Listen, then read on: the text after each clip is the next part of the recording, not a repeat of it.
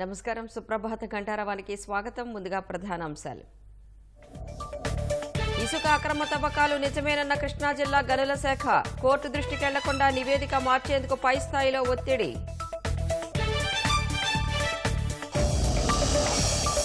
నెల్లూరు జిల్లాలో మద్యం డంప్ కేసులో కాకాణిపై అనుమానాలు. వేల కొద్దీ సీసాలు వైకాపా నాయకులకు ఎక్కడివన్న ప్రతిపక్షాలు. నామినేషన్ల దాఖలులో జోరు పెంచిన అభ్యర్థులు. భారీ ర్యాలీగా వెళ్లి పత్రాల సమర్పణ.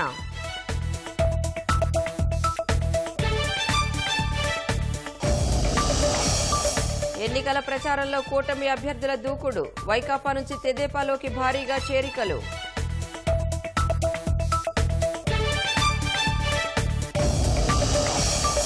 మానవ హక్కుల వార్షిక నివేదిక విడుదల చేసిన అమెరికా. మణిపూర్లో ఉల్లంఘన జరిగినట్లు వ్యాఖ్య.